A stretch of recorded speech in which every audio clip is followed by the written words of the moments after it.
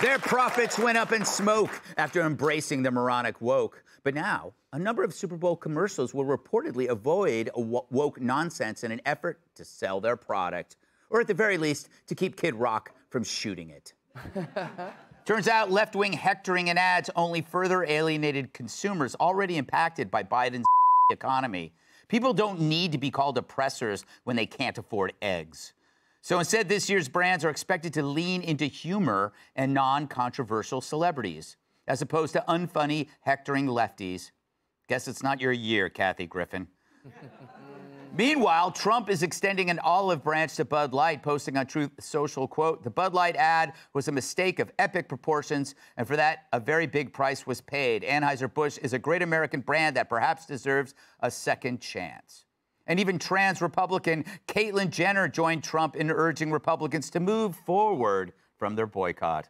And that takes balls. But it's a fair question. Does Bud deserve a second chance? Look, I'm a fan of second chances. I didn't fire my pool boy the first time he rejected my advances. Put that in the clip reel. But as Tyrus pointed out, Bud didn't just lose business, they also fired 350 employees in the aftermath of the Mulvaney debacle. And there was a worse outcome for Bud's once prized Clydesdale horses. Yeah. Bad news for the horses, but great for the Post-it notes business. Yeah. That really happened. That did happen. They sent him away. All right, Tyrus.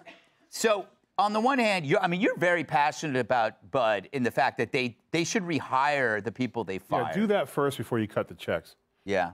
But here's the thing. I'm all for second, third chances in some cases. Mm-hmm. If you show a change in behavior and you own your mm-hmm. Giving good young comedians endorsements is great, but that's not the problem. Mm-hmm. 350 Americans who showed up to work every day, bust their ass, were out of work. Mm-hmm. That's what, 2 celebrity checks? Yeah. Get those people. America, we messed up. We're bringing our forces back, and we're going to weather this storm. We'll respect that. Giving, like I said, being a part of UFC and NFL, that is great. But the only way you stand up to this woke behavior is by changing behavior and saying, we're not accepting this anymore, and we're going to fix the wrongs. A lot of people were canceled, and a lot of people didn't have the resources to come back. So, in effect, the Dylan Mulvaney woman face thing canceled 350 hardworking Americans that don't have the ability to go on social media or TV talk shows to get their careers back. So fix that, Bud Light, and I will be the first one to go out and buy a bug keg at my house, and I'll have a keg party. Split, all right, I will be the first one. But how about you invest in those 350 workers, then talk about redemption. But just moving on and throwing money at people who already have it don't mean to me personally. Kat, on the one hand, I'm happy because I get the feeling that wokeism is dead. But on the other hand, what will we talk about? Yeah. This has like been my bread and butter for 10 years. If you would have told me that I'd spend this much time of my adult life sitting around talking about Bud Light, like as part of my job, I'd been like, no way. Yeah, I think that what you said really is at the heart of it, is that people want to chill. They don't want to sit there and be told, least of all by people who are presumably doing better than they are financially, that they need to feel bad about the way they're living. Mm-hmm. People want to watch sports, and I was a football fan for 1 week between the Lions winning and then the Lions losing, okay. And I experienced a lot of joy in that week. Yes. It's supposed to be an escape from everything else. People just want to have fun. And again, for me, I've not boycotted. I mean, Bud Light, I don't drink, but I just don't really have time to drink, so I haven't really been drinking. But I think that it became, people didn't want to be asked questions about why you're drinking that, why you're drinking that, and it became this lightning rod of a thing. So I think they'd have to overcome that in order for something to happen. Yeah, hey, is that Bud Light? What's wrong with you? That's what they got. That's what they got to deal with. I think a lot of lessons were learned, Aaron. I mean, the one thing that they did is they listened to activists and influencers on social media who don't even buy their product. It was like an illusion or they're listening to people with delusions, which created the illusion. Yeah, they took bad advice from people who aren't their like target demographic here. And even if they were trying to expand to more people, You don't have to spend $7 million in 30 seconds to have people hate your brand. You could do that in one tweet in 2 seconds and destroy your brand. They have chosen to put money behind a message that they were trying to sell in relation to a product that didn't match. Yeah. That's what upset people, and it costs jobs. It costs 30% of their market share. It's going to take a lot for them to come back. And yes, I love the Clydesdales commercials, love a commercial with a puppy in it. You got me sold. I'm in on these commercials.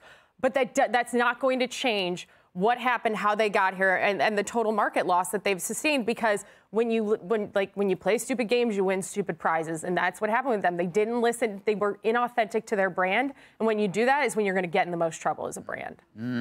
Jeff, are you a little dismayed that Bud hadn't come to you to be their new spokesman? I have thought about that. Like Shane Gillis got a Dr. Bud Bud. Light deal, and I was like, good for him. But the second old Jeff gets sober, now alcohol companies are throwing money out. If there's a nice coffee company that would like to, I'm available. But I think Kat nailed it. I've been beating this drum for a long time that what I like about sports is that it's just sports, or what I like about companies is just companies.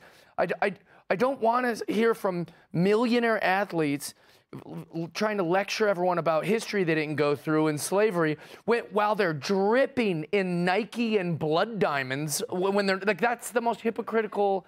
Also, the left or right, you would have to agree that no one cares about corporations pretending to care about these social issues. Yeah, it's the grossest thing to get an email that's like, here at Wells Fargo, we stand with the Women's March. You're like, what? You're a bank. Yeah. Come down to Taco Bell, get Me Too tacos for 99 cents. Like, get out of here.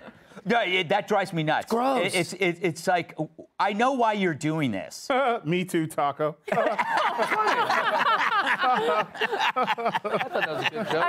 laughed. It just took him a solid. It took a second. It took a Biden right there to good. get to I'm on, just kind of like, Taco. Me too. I still don't get it. That explains the green room thing. Yes. All right, we must move on. Up next, Gen Zers think it's fine to stay home drinking wine. If you'll be in the New York area and would like tickets to see Gutfeld, go to foxnews.com/Gutfeld and click on the link to join our studio audience.